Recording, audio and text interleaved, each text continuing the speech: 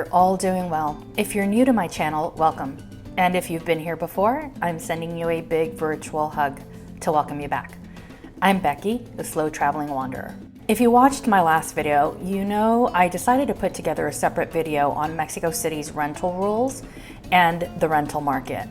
It's a topic that really requires its own universe if you're going to be successful in navigating renting an apartment in Mexico City without paying a significant premium on rent. In this video, I'm going to cover the different neighborhoods you'll want to consider, what a typical one-bedroom, sometimes two-bedroom apartment is currently going for, and what you might pay on Airbnb. I'll also talk about the rental rules that apply in CDMX, advice I've gotten from locals/Mexican nationals, the important tip on negotiating rent, how to negotiate past the guarantor requirement, websites you'll want to use for apartment searches, and other important details. Note that all rental prices vary from month to month and currency exchange rates also vary slightly. However, as a rule of thumb, the peso has been trading at 20 pesos to $1 for several years now. That's not likely to change soon given the impact of the pandemic. Further, as I noted in my last video, many people have moved out of the city and you see for rent signs everywhere. That means that rents are currently reduced because landlords are really interested right now in finding long-term tenants, and this creates an opportunity for anyone who wants to move to CDMX and is in a position to do so anytime in 2021. My own personal view is that rents will continue to be reduced probably until around mid-2022. Again, it all depends on how the pandemic progresses. Having said all that, renting an apartment in CDMX is such a big challenge for expats and nationals alike that you'll need to understand the ins and outs and how to navigate the situation, which is quite complicated. Ready to learn how? Let's dive in. First, I wanted to start with some humor. I found a great article in Spanish by Mexican nationals having a sense of humor about the ridiculous requirements Mexico City landlords and laws place on renters. In this one, the writer says, they ask you for 17 months of deposit, they perform an investigation. What are they investigating exactly? They ask for a guarantor. Oh, and the guarantor must have property in CDMX proper. And they go on. In some cases, we get the exquisite requirement stating that a property must be located in certain Mexico City neighborhoods. And then you see a meme, not okay. Again, the pain is felt across the board by anyone, nationals and foreigners alike, who try to rent an apartment in Mexico City. Before diving into different neighborhoods that you want to consider, I need to issue a correction. In my last video, I said that you'll pay a 50 to 100% premium on Airbnb. Well, that was the case in normal times, but it seems as I prepared my research for this video, it seems to have changed with the pandemic. Take a look here. I performed a sample search for 3 full months from May 1 to July 31st. You see here a 1-bedroom suite with a small kitchen. Now, this isn't even a 1-bedroom. It's probably more of an efficient studio. But check out the rental rate at the bottom right. You see that it would previously rent at $1,389 per month. That is ridiculous for a small room. The location is great, but it's super tiny. Anyway, the rent has essentially been cut in half to $653 a month. So that's one example. Here's a second example. You see a 1-bedroom apartment. Now this is a proper 1-bedroom. And if you look again at the bottom right, you'll see that it was previously renting at $1,168 per month, and now it's $759 per month. It's a 35% discount per month. In these examples, we can see that Airbnb rates are now much closer to direct rental rates, at least for the time being. So my conclusion is that at least for the rest of 2021, while the world and Mexico are still trying to get over the pandemic, Airbnb is a viable option for about a 6-month stay. If you're planning to stay more than 6 months, say a year, then I still recommend you go to direct rentals. Let's jump into neighborhoods. There are a number of neighborhoods that offer exceptional living in Mexico City. It does depend on what you're looking for, but just know that Uber, Beat, Didi, which are all rideshare programs in Mexico City, can get you anywhere from point A to point B for $1.50 to $4 max. It's very easy to navigate the city with many transport options. Transportation is never an issue in Mexico City. Let's start with a map of Mexico City. The first rule for foreigners to use is to locate Bosque de Chapultepec. That's the huge park you see here on the top left. Use that as a guide. You can see how huge Mexico City is, and we're talking about a lot of living area, which means you have a lot of options. As it relates to neighborhoods, yes, they all have a slightly different feel, but one thing that I can tell you is they're all very similar in terms of structure, in terms of quality of life, meaning all of them are tree lined, all of them have tons of plants, a green feel. All of them have their share of local stores. They have restaurants close by, they have cafes, they have the services that you would need. For example, many foreigners and many people don't have a washer and dryer in their apartments. So they take it to the local, what we would term a dry cleaner, but it's called a tintoreria. And these tintorerias though also wash your clothes by the kilo. And it's very affordable. I used to do that when I lived in Mexico City, and it cost me $5 per week to wash all the clothes that I wore in a week. So for one person, I think that's perfect. Anyway, I would pay more if I used Coin Up Laundry in the US. They wash all the clothes, they fold it, and they have it ready for you for pickup within 72 hours, sometimes 48 hours.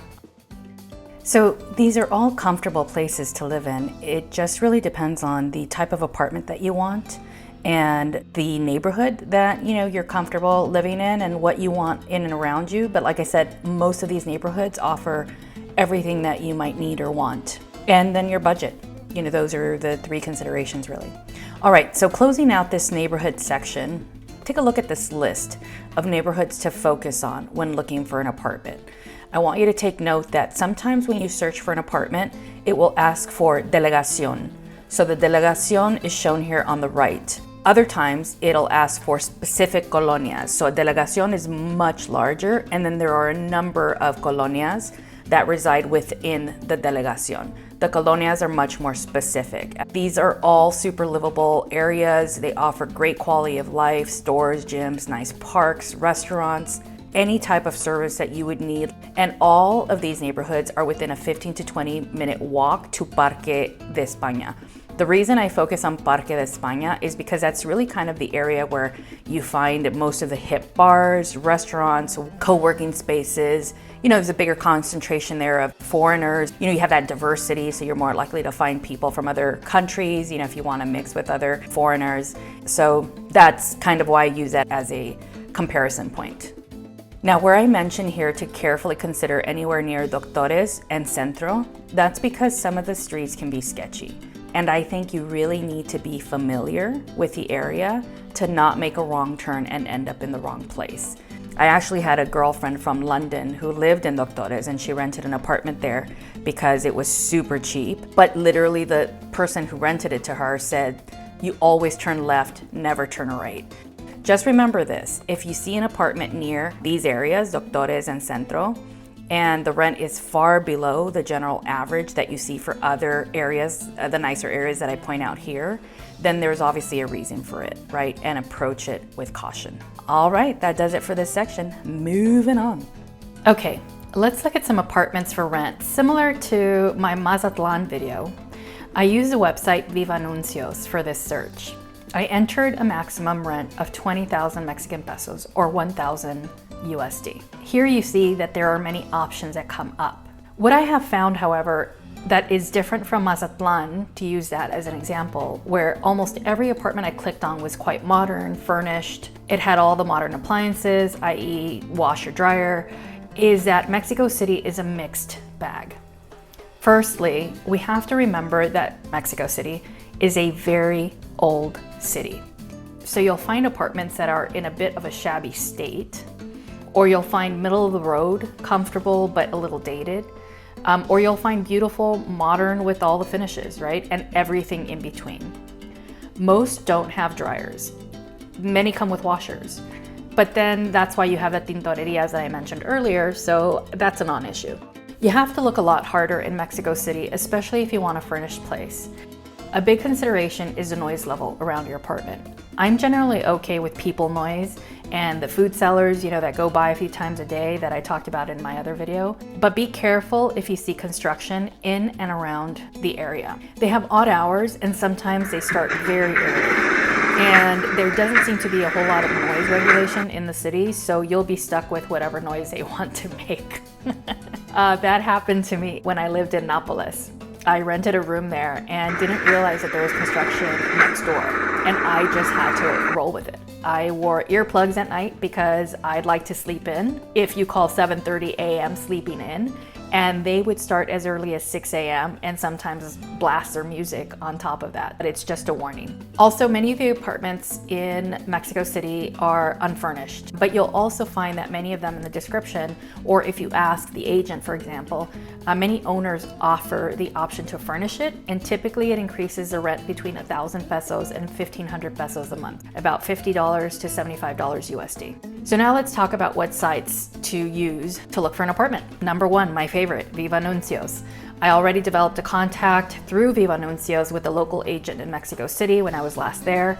Very nice older man who will be showing me some apartments when I'm back in Mexico in mid-April. Viva Anuncios is more for locals, and most of the owners and agents will probably not speak English. But you can try, right? If you're interested in an apartment, send an email and see if they respond.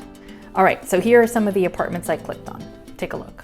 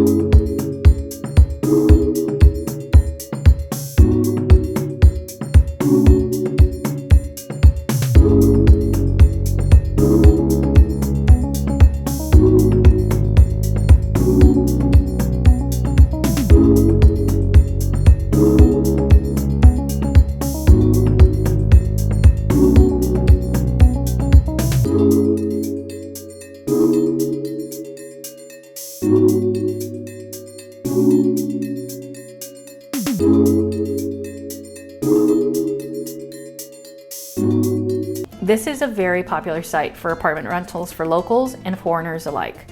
My friend who's been living in CDMX for 3 years now has found both of her apartments on Facebook Marketplace. You'll see I'm looking in that same general area with Bosque de Chapultepec Park on the left, and the area surrounding Parque España and Parque Mexico, which you see here in the middle of the screen. There are a lot of apartments on here. I didn't limit it to 20,000 for this particular search, and I did find that those that are on here seem a little overpriced. I think it's because they know that a lot of foreigners use this site. So just remember, if you do find a place on Facebook Marketplace or anywhere for that matter, and you like it, be sure to negotiate rent and negotiate including the mantenimiento, right? The utilities. Also have a general idea of what the apartments are going for in that area so you can use that, in your negotiation. But just remember, be nice and be humble, and you're more likely to get further ahead with Mexican landlords and owners and agents. Here are some sample apartments I found on Facebook Marketplace.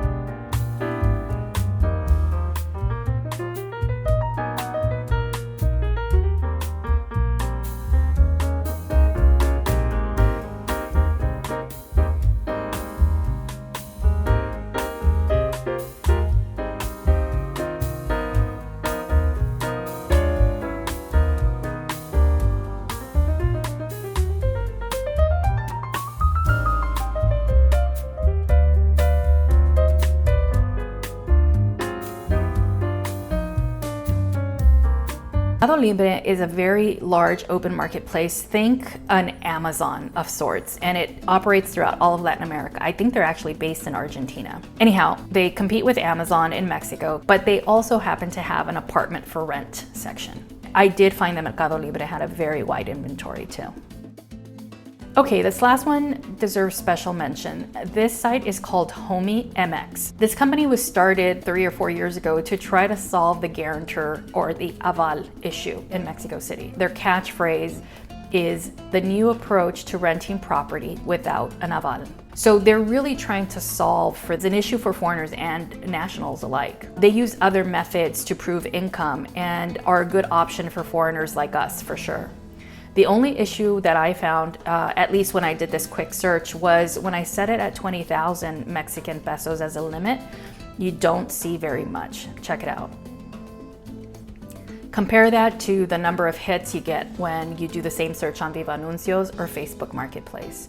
So my thoughts are that they don't have a very large inventory, and that's probably because a lot of the landlords are not fully comfortable with this approach yet.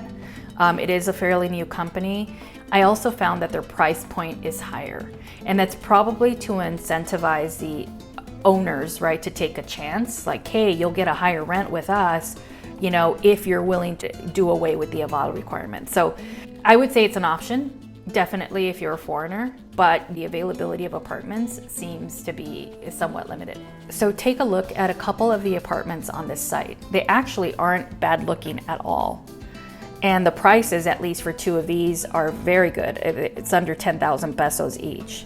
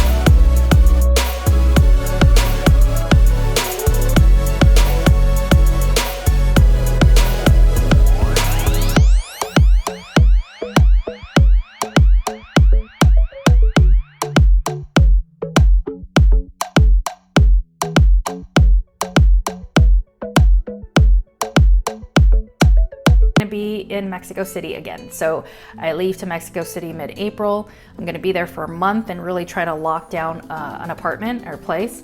And I'll definitely post a video of my experience. I will let all of you, my fellow wanderers, know how it goes. Before diving into our last section, top tips, I mentioned I'd fill you in on ways to negotiate around the aval/guarantor requirement. Here's a list of what other foreigners and locals have told me works. Number 1, offer to show the landlord your bank statements for the last 3 months. Your balance should be enough to cover 2 times the rent for the contract length you are signing.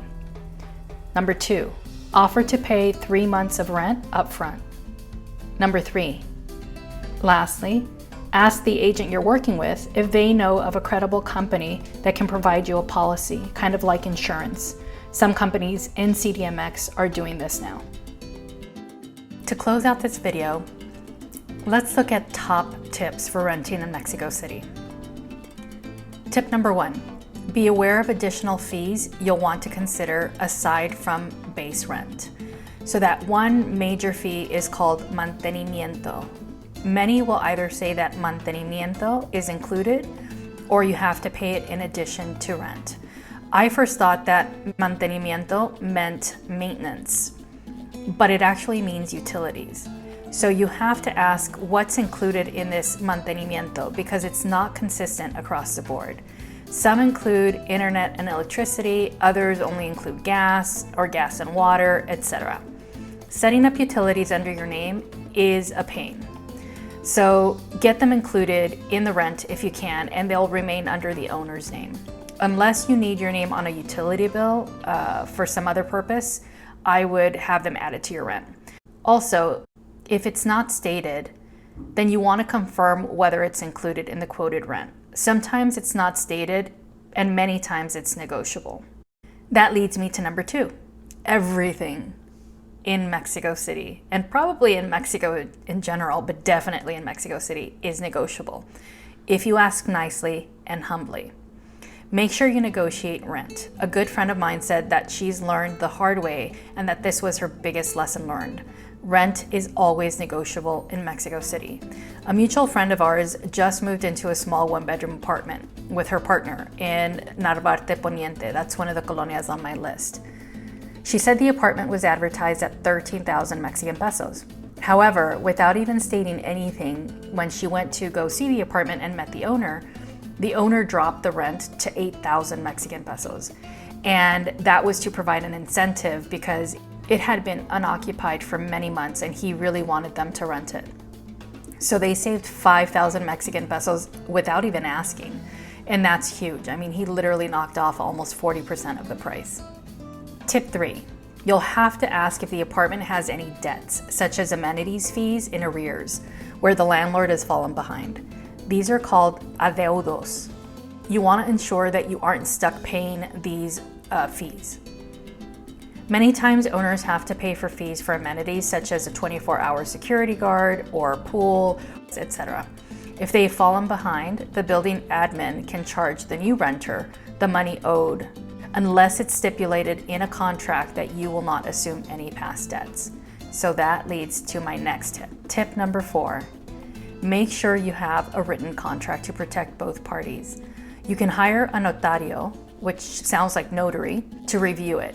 A notary in Mexico has much more education and training than the notaries we have in the US. They really function as a quasi-lawyer, and many of them speak English.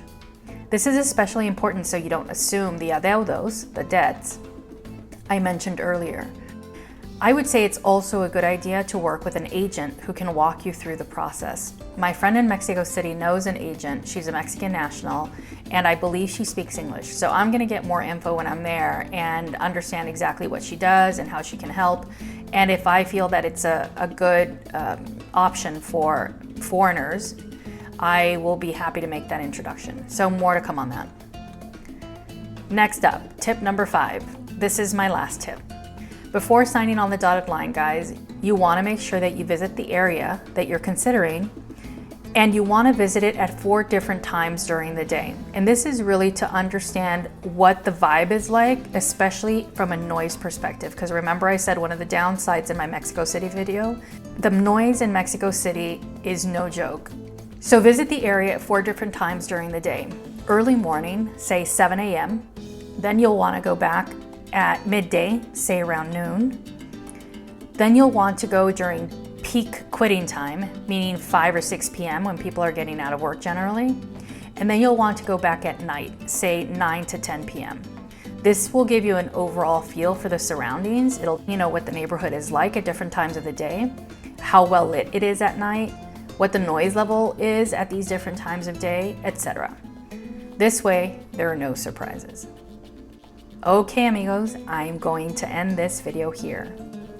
I hope you found this information and video helpful, and if you did, please give it a like and consider subscribing.